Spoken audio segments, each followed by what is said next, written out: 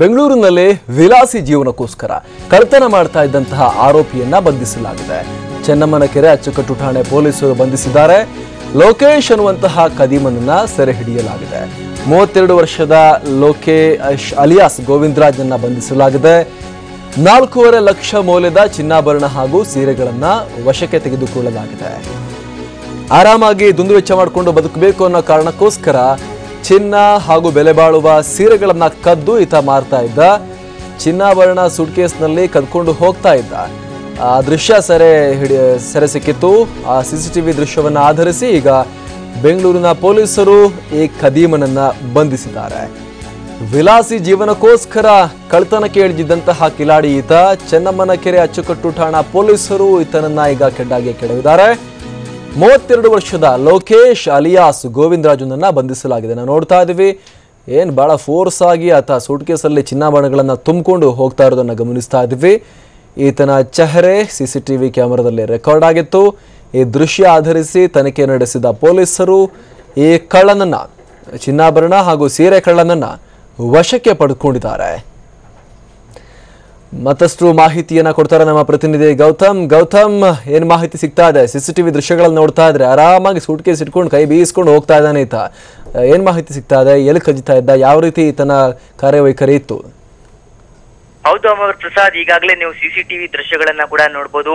ಯಾವ ರೀತಿಯಾಗಿ ಆರಾಮಾಗಿ ಸೂಟ್ಕೇಸ್ ಅನ್ನ ಹೊತ್ಕೊಂಡು ಹೋಗ್ತಾ ಇರುವಂತ ದೃಶ್ಯಗಳನ್ನ ಕೂಡ ಈಗ ನೋಡಬಹುದು. ಈತ ಏನಿದಾನೆ ವಿಲಾಸಿ ಜೀವನಕ್ಕೋಸ್ಕರ ಕಳ್ಳತನವನ್ನ ಮಾಡ್ತಾ ಇದ್ದಂತ ಆರೋಪಿ ಅಂತ ಈಗಾಗಲೇ ಗೊತ್ತಾಗಿರುವಂತದ್ದು. ಚೆನ್ನಮ್ಮನಕೆರೆ ಅಚ್ಚುಕಟ್ಟು ಪೊಲೀಸರು ಈಗಾಗಲೇ ಈ ಆರೋಪಿಯನ್ನ ಬಂಧಿಸಿದ್ದಾರೆ. 32 ವರ್ಷದ ಲೋಕೇಶ್ ಅಲಿಯಾಸ್ ಗೋವಿಂದರಾಜು ಬಂಧಿತ ಆರೋಪಿ ಅನ್ನುವಂಥದ್ದು ಈಗಾಗಲೇ ಗೊತ್ತಾಗಿರುವಂತದ್ದು.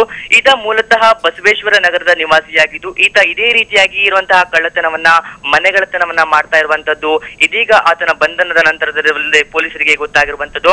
ಈತ ಏನಂದ್ರೆ ಸುಮಾರು ಈಗ ಬಸವೇಶ್ವರ ನಗರ ಮತ್ತೆ ಸೇರಿದಂತೆ ಅಷ್ಟೇ ಅಲ್ಲದೆ ಈ ಚೆನ್ನಮ್ಮನಕೆರೆ ಅಚ್ಚುಕಟ್ಟು ಪೊಲೀಸ್ ಠಾಣಾ ವ್ಯಾಪ್ತಿಯಲ್ಲಿರುವಂತಹ ಸಾಕಷ್ಟು ಮನೆಗಳಿಗೆ ಹೋಗಿ ಯಾರು ಇಲ್ದಿರುವಂತಹ ಸಮಯದಲ್ಲಿ ಮನೆಗಳಿಗೆ ನುಗ್ಗಿಬಿಟ್ಟು ಅಲ್ಲಿರುವಂತಹ ಚಿನ್ನಾಭರಣ ಅಷ್ಟೇ ಅಲ್ಲ, ಅಲ್ಲಿರುವಂತಹ ಸೀರೆಗಳನ್ನ, ಅಂದ್ರೆ ಬೆಲೆ ಬಾಳುವಂತಹ ಸೀರೆಗಳನ್ನ ಕೂಡ ಕದ್ದು ಬರ್ತಾ ಇದೆ ಅನ್ನುವಂತಹ ಮಾಹಿತಿ ಕೂಡ ಇದೀಗ ಲಭ್ಯವಾಗ್ತಾ ಇರುವಂತದ್ದು.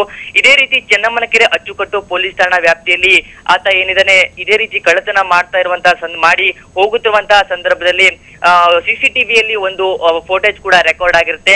ಆ ಸಿಸಿಟಿವಿ ಫೋಟೇಜ್ ಆಧಾರದ ಮೇಲೆ ಈತನನ್ನ ವಿಚಾರಣೆಗೆ ಒಳಪಡಿಸಿದಾಗ ಇದೀಗ ಕೆಲವೊಂದು ಮಾಹಿತಿಗಳು ಕೂಡ ಲಭ್ಯವಾಗುತ್ತಿರುವಂತದ್ದು. ಈತ ಸಾಕಷ್ಟು ಕಡೆಗಳಲ್ಲಿ ಇದೇ ರೀತಿಯಾಗಿರುವಂತಹ ಕಳ್ಳತನವನ್ನ ಮಾಡಿಕೊಂಡು ಬಂದಿರುವಂತದ್ದು. ಅಷ್ಟೇ ಅಲ್ಲದೆ ಇದೇ ಕಳ್ಳತನದಿಂದ ಬಂದಂತಹ ಚಿನ್ನಾಭರಣ ಇರ್ಬೋದು, ಮುಂದಾದಂತಹ ಬೆಲೆ ಬಾಳುವಂತಹ ವಸ್ತುಗಳನ್ನಿದೆ ಅದನ್ನ ಮಾರಿಬಿಟ್ಟು ಈತ ಮದುವೆಯಾಗಿರುವುದು ಕೂಡ ಈಗ ಬೆಳಕಿಗೆ ಬಂದಿರುವಂತದ್ದು. ಈತ ಅಂತಹ ಕಳ್ಳತನವನ್ನೇ ತನ್ನ ದಂಧೆಯಾಗಿ ಮಾಡಿಕೊಂಡು ಈ ರೀತಿಯಾಗಿರುವಂತಹ ಕೆಲಸವನ್ನ ಕೂಡ ಮಾಡ್ಕೊಂಡು ಹೋಗ್ತಾ ಇದ್ದ.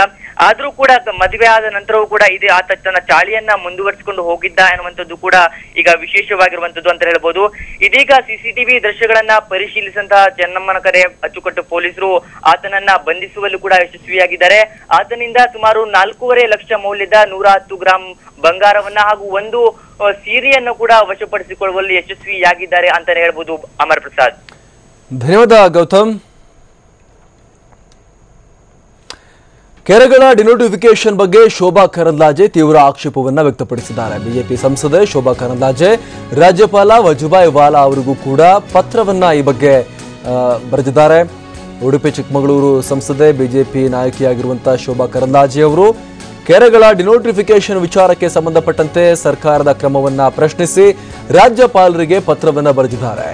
3 ಕೆರೆಗಳ ಪರಿಸ್ಥಿತಿಯನ್ನ ಇದರಲ್ಲಿ ಉದಾಹರಣೆಯಾಗಿ ಶೋಭಾ ಕರಂದ್ಲಾಜೆ ಉಲ್ಲೇಖ ಮಾಡಿದ್ದಾರೆ. ಬೆಂಗಳೂರು ಉತ್ತರ ತಾಲೂಕಿನ ಸಾದರಮಂಗಲ ಕೆರೆ, ಸರ್ಜಾಪುರ ರೋಡ್ನಲ್ಲಿರುವಂತಹ ಹರಳೂರು ಕೆರೆ, ದೇಪಿ ನಗರದ ಸಾರಕಿ ಕೆರೆಗಳ ಮಹತ್ವದ ಬಗ್ಗೆ ವಿವರಣೆಯನ್ನ ಕೊಟ್ಟಿದ್ದಾರೆ. ಈ 3 ಕೆರೆಗಳ ರಕ್ಷಣೆ ಹಾಗೂ ಪುನರುಜ್ಜೀವನಕ್ಕೆ ಕೋರಿ ಸಂಸದೆ ಶೋಭಾ ಕರಂದ್ಲಾಜೆಯವರು ಪತ್ರವನ್ನ ಬರೆದಿದ್ದಾರೆ. ಸರ್ಕಾರಕ್ಕೆ ಡೈರೆಕ್ಷನ್ಸ್ ನೀಡಿ ಈ ಬಗ್ಗೆ ಎನ್ನುವಂತಹ ಮನವಿಯನ್ನ ಕೂಡ ರಾಜ್ಯಪಾಲರಿಗೆ ಮಾಡಿಕೊಳ್ಳಲಾಗಿದೆ. ಕೆರೆಗಳ ರಕ್ಷಣೆ ಮಾಡುವಂತೆ ಸರ್ಕಾರಕ್ಕೆ ನಿರ್ದೇಶನಗಳನ್ನ ಕೊಡಿ, ಡಿನೋಟಿಫಿಕೇಶನ್ ಕ್ರಮದ ಬಗ್ಗೆ ಕೂಡ ಈ ಬಗ್ಗೆ ನೀವು ಸರ್ಕಾರಕ್ಕೆ ತರಾಟೆಗೆ ತೆಗೆದುಕೊಳ್ಳಬೇಕು ಅನ್ನುವಂತಹ ಕೋರಿಕೆಯನ್ನ ಮಾಡಿ ಶೋಭಾ ಕರಂದ್ಲಾಜೆಯವರು ರಾಜ್ಯಪಾಲ ವಜುಭಾಯಿ ವಾಲಾ ಅವರಿಗೆ ಪತ್ರವನ್ನ ಬರೆದಿದ್ದಾರೆ. ಅದರಲ್ಲಿ ಪ್ರಮುಖವಾಗಿ 3 ಕೆರೆಗಳ ಬಗ್ಗೆ ಉಲ್ಲೇಖವನ್ನ ಮಾಡಲಾಗಿದೆ. ಈ 3 ಕೆರೆಗಳು ಪ್ರಮುಖವಾಗಿ ಎಷ್ಟರ ಮಟ್ಟಿಗೆ ಪ್ರಾಮುಖ್ಯತೆಯನ್ನ ಹೊಂದಿವೆ ಅವುಗಳ ಮಹತ್ವ ಏನು, ಅವುಗಳ ನಾಶ ಆದರೆ ಯಾವ ರೀತಿ ಪರಿಣಾಮ ಬೀರುತ್ತೆ ಅನ್ನೋದನ್ನ ಕೂಡ ಇದರಲ್ಲಿ ಉಲ್ಲೇಖವನ್ನು ಮಾಡಲಾಗಿದೆ. ಅದರಲ್ಲಿ ಪ್ರಮುಖವಾಗಿ ಬೆಂಗಳೂರು ಉತ್ತರ ತಾಲೂಕಿನ ಸಾದರಮಂಗಲ ಕೆರೆ, ಸರ್ಜಾಪುರ ರಸ್ತೆಯಲ್ಲಿರುವಂತಹ ಹರಳೂರು ಕೆರೆ, ಜೆಪಿ ನಗರದ ಸಾರಕ್ಕಿ ಕೆರೆ, ಈ 3 ಕೆರೆಗಳ ಬಗ್ಗೆ ಉಲ್ಲೇಖವನ್ನ ಮಾಡಿ ಪತ್ರವನ್ನ ಬರೆದಿದ್ದಾರೆ ಶೋಭಾ ಕರಂದ್ಲಾಜೆ ಅವರು.